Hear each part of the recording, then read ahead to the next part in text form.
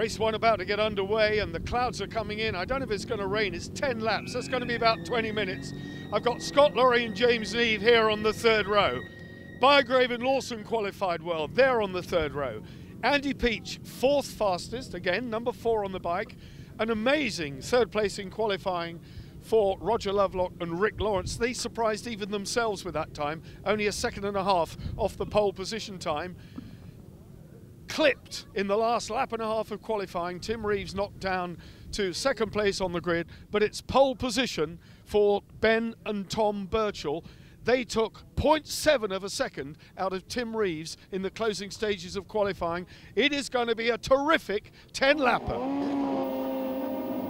Donington Park lends itself to sidecars, a beautifully flowing circuit, and the scary rush into Redgate when the lights change. That right-hander where it's going to be bunched up. You heard Rick Lawrence saying how interesting the first lap's going to be down Craner Coast towards the old hairpin. Everyone away, but on the inside it's Tim Reeves and Greg Clues slotting across the Birchalls from the outside of the grid there, cutting across. But Tim Reeves leads, then it's Birchalls. Andy Peach, Charlie Richardson, number 4 in third. The green outfit of Lovelock and Lawrence. We're going to see a battle royal here. Don't forget the Birchalls, Ben and Tom, number 16, are on home ground. Gary Smith going through. Oh, the sidecar wing has gone. That's Greg Lambert and Carl Schofield. Oh, dear me. So they've lost their sidecar wing on the first lap. We said there was going to be contact, and there was a bit of contact. The Santander number 3 outfit of Barry James and James Wynn not getting off the line at all well. They're well down the order. At the front, though, the green and yellow, Paget's Honda, Tim Reeves, the Yamaha, number 16, Ben Birchall. Then the Suzuki, number 4, Andy Peach. Another Suzuki, Roger Lovelock, having a look at the inside of Andy Peach. Barry James going through on the inside of Gary Horsepole, number 32, so moving up the order. This is where the scrap is, though. Don't forget, 10 laps round here. It's going to be a relatively short race for these guys. They're World Championship regular runners. They're used to doing 20, 22 laps. A lot further than this. Right on the grass, Ben and Tom Birchall, putting the passengers backside over like a flymo over the grass.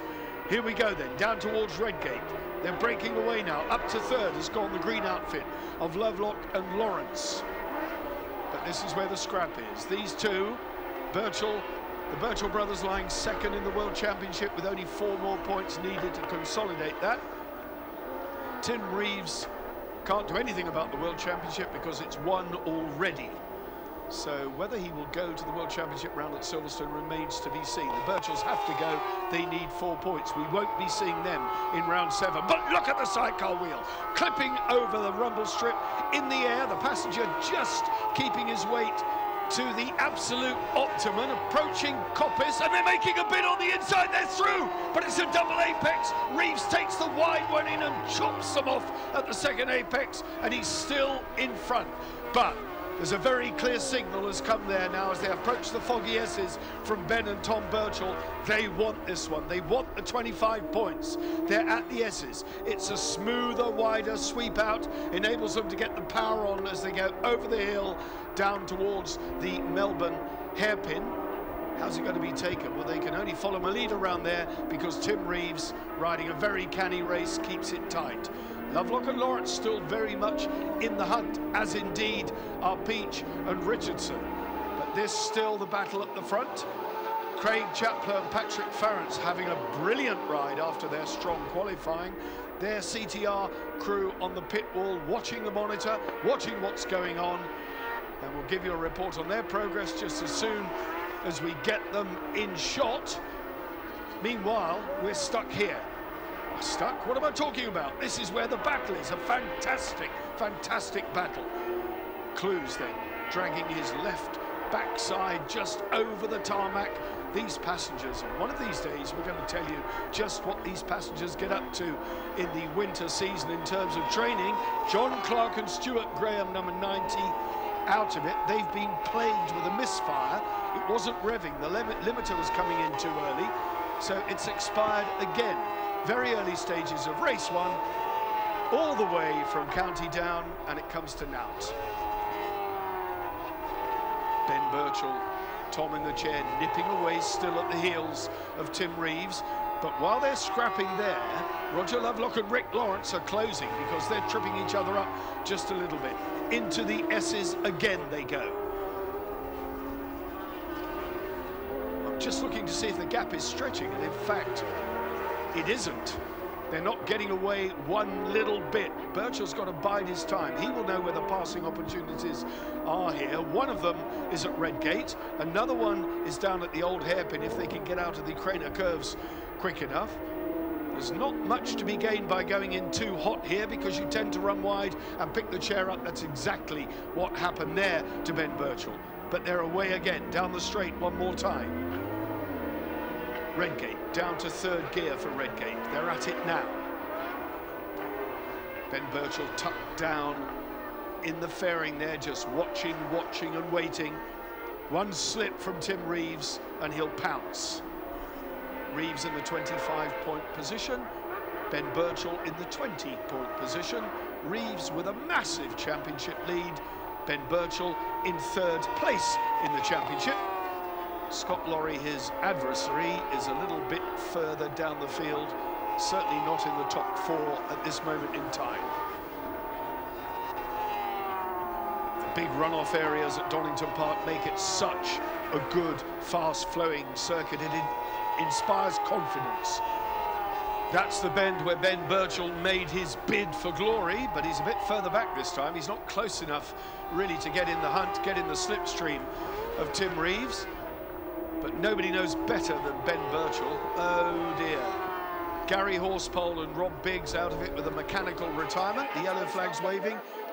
Roger Kershaw of the number 29 crew watching with a very anxious face because I'm not sure why he looked so concerned. His son's still circulating, Steve Kershaw, at this moment in time.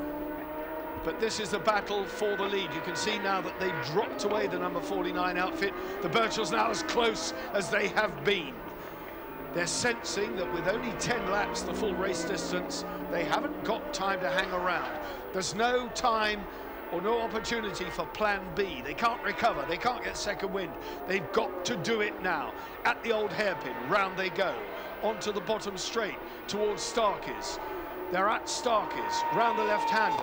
Schwantz curved this one, then up to McLean's. Are we going to see it at Coppice this time? They're as close now as they've been. Oh, he scrubbed some speed off there, went in a bit too hot, and the back end broke loose. That snaking will have cost him fractions of a second, and you could see the elastic stretch again, and away went Reeves and Clues. Birchall was shaping himself up for an attacking move. The momentum would have carried him all the way up the hill, but he's look at that. It's almost as though Tim Reeves has got wing mirrors. He sensed he was on the outside there. He moved over to block the line. Tim Reeves' racecraft second to none. Is there a way down here on the inside for Ben Birchall? It's a brave man, but he's going to have a go. No. Tim Reeves keeps it close. They've got to get the power on the drag up the hill towards Goddard's. Trying everything he knows now, Ben Birchall. Everything he knows. Can he keep it? Oh, he's on the grass. I mean, it's such desperate measures. The hand in the air. A little wave in the air. The atmosphere's gone a little bit damp here, and I suspect that Greg Clues is worried that there might be moisture on the track, just a few spots of rain, but as quickly as they arrive, they seem to dissipate. So it's business as usual. Down goes Clues' hand, down goes Reeves' head, and he gets on with the business of winning this race. Ben and Tom Birchall still very much in touch, but they've lost the initiative. Getting it crossed up twice on the same lap, once into McLean's, and the second time on the approach to Goddard's has cost them dear. It's almost now, if I didn't know him better, I'd say that Ben Birchall has settled for second place. Except I do know him quite well, and he never settles for second place. The head of Tom down behind the perspex. And in fact, Roger Lovelock said to me they missed the Dunlop Bridge because when they went under there, he knew it was a marker.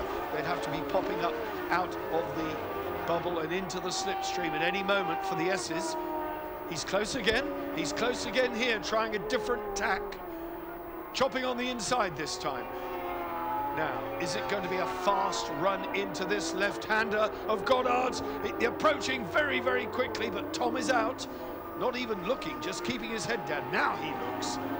Tim Reeves kept the door closed that time. He thought there might be an attacking move coming up the inside, but he couldn't have been further from the truth. It was the other side of the track. They were looking at the outside, trying everything they know to get past Tim Reeves on the Honda. Honda versus Yamaha. Paget's Honda.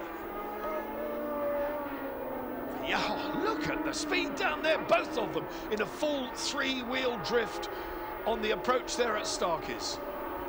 Round they come. Up to Schwantz. McLean's in the right-hander. Birchall's got the slingshot, definitely there. He's right on him now. There's almost paintwork being swapped. This is it. Coppice gets on the inside. He's there. He's there. He's nailed it, but he went wide. He went wide, and they're almost on the gravel. He just went in too hot. So that's deja vu, I think, for Tim Reeves. Twice he's been passed at Coppice. Twice he hugged the tight line, and twice Ben Birchall ran wide. That's given it now, in my opinion, humble opinion, I have to say, to Tim Reeves and Greg Clues.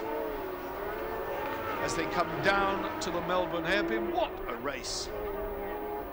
Two world-class competitors giving it their very best shot in the Eastern Airways British F1 Sidecar Championship, the Sidecar Championship in the UK.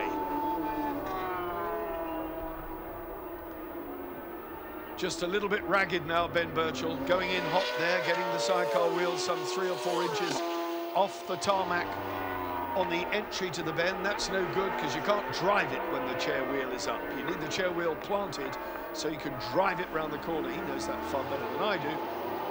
Ben Bygrave's father giving him the come on. The boys are well placed, Bygrave and Lawson. Craig Chaplow and Patrick Farrance going well. There you are, 7th place for them. That's a season best for Craig Chaplow and Pat Farrance. Terrific ride from those boys. Tim Reeves and Greg Clues, though, now have this pretty much sewn up. Phil Bell with Phil Hydes in the chair this weekend, so yet another passenger for Phil Bell. Ben Holland, Lee Watson, we haven't seen too much of them in this race, although they have been circulating consistently in the middle order. So a little bit for them to do. Look at the performance, I think, in race 1 and to bring it into race 2. Phil Bell in the sunshine here now at Donington Park, leading Gary Smith. Gary Smith, I remember interviewing him some 20 years ago at Knock Hill, so he's been around a long time. He was on F2 outfits then. A championship winner, a British champion in his day, so there's more to come from Gary Smith, I tell you, when he gets that bike sorted. He's been plagued with problems. Not so these guys, although they did have a bit of Honda engine performance in the early part of the season. But my goodness me, Clive Paget got them sorted. He's helped them immensely. And look how quick that Honda is going now. In the background, what was to have become a motocross circuit here at Donington Park, I think that's on hold. Thankfully, the Wheatcroft family have now reclaimed the circuit to run it commercially as a racetrack again through 2012. So that's good news for all forms of motorsport. Easy peasy, you might say now, for Tim Reeves. I think Ben Birchall's enthusiasm got the better of him. He's certainly unbelievably quick, but on a good day, Tim Reeves takes some beating, and I have to say that this looks to be a good day. Over the rise to the Melbourne hairpin. Still not out of the running by any means, the third place, number 49 crew, Roger Lovelock and Rick Lawrence. There they go through the shot now. No sign of the 4th place man, but we're looking at the race leader. 1 lap to go then for Tim Reeves and Greg Clews as they cross the line. Oh, look how close the green outfit is. Birchall's are slipping back. They are losing it. There's either a mechanical problem or their confidence has been dented. I'm not sure which, I can't possibly know. But Roger Lovelock and Rick Lawrence are on them. They are very, very close. The third place crew have really wound in. This man has gone away. So you can see the gap is visible now. It's almost the entire length of Craner Curves. Oh, Scott, what a shame for him. Scott Laurie, James Neve out of the race, and I suspect out of second place in the championship table, although it's going to be close, not nearly as close as we've got now on the last lap. Roger Lovelock, Rick Lawrence, number 49, on the back of the Birchalls. We're riding with them now, the Green Meanie. Up the old sideways, they've got a problem. They've got a major tyre problem. The back end stepping out.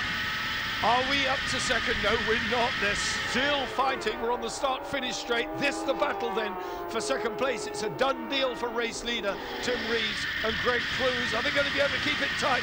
Roger Lovelock senses second place on the podium could be his if he can keep it on now.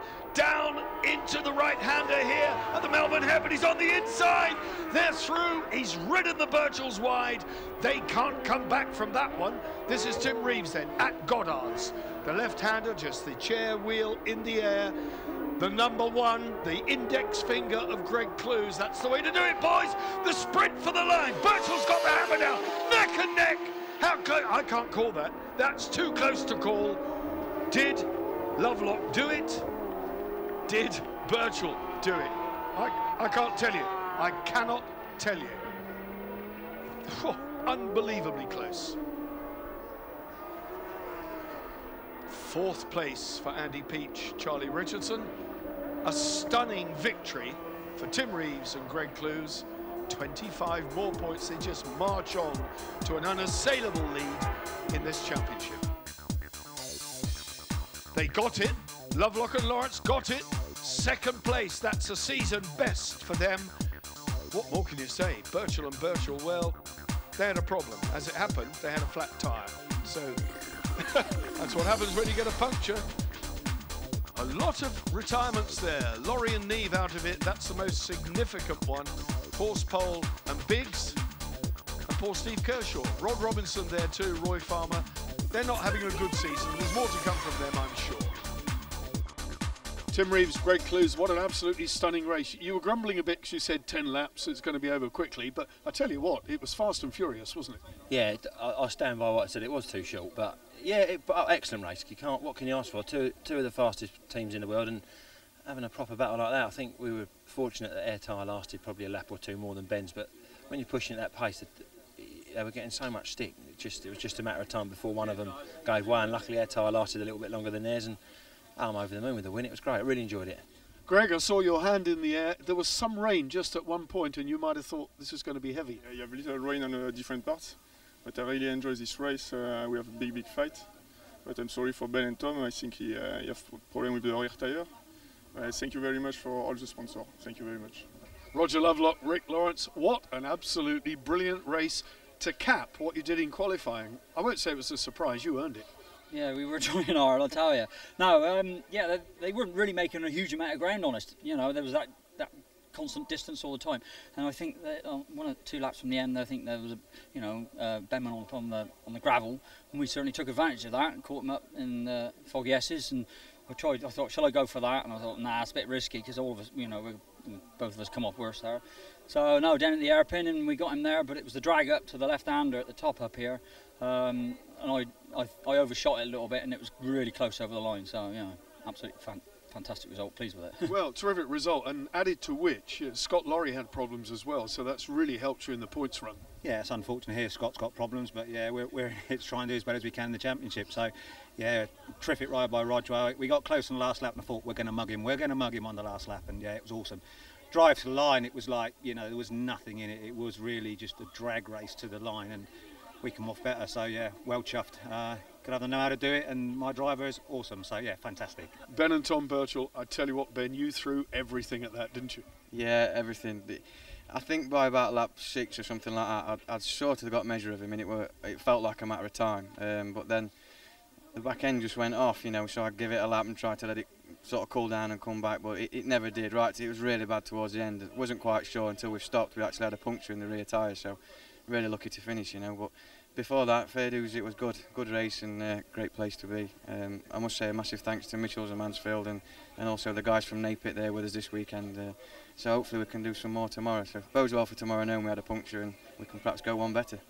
Well, Tom, that was top class racing. Two of the best crews in the world, really doing it on home soil. It was great to watch. Yeah, thanks. Yeah, it was great to be involved in it. Yeah, shame we couldn't have just kept the pace up to the last few laps, but you know, we'll be trying again for tomorrow. We know what the problem was, so yeah, just a big thanks to everybody involved. Craig Chaplow, Patrick Farrance, fantastic result, best ever British Championship result. You've been plagued all season, but it's come together. I know, it's like buses, isn't it? Both come at once. Cadwell, great weekend, and then 5th place after that. Best result I've ever had in the championship. Patrick, you said he's been riding better and better. That must have been really, really smooth, because 5th in this company, that's a great result. Yeah, it's a real tough championship. I mean, everybody's competitive, and to be fair, we're a bit disappointed after qualifying because we ended up 10th. So to be battling who we're battling with and get 5th, we're over the moon with that. Well, what a terrific first race to set the scene here at Donington. We've beaten the weather, the clouds are rolling in, but 10 laps, we got it underway and completed in the dry. A brilliant result for Roger Lovelock. We're going to take a short break. Join us again for part 3.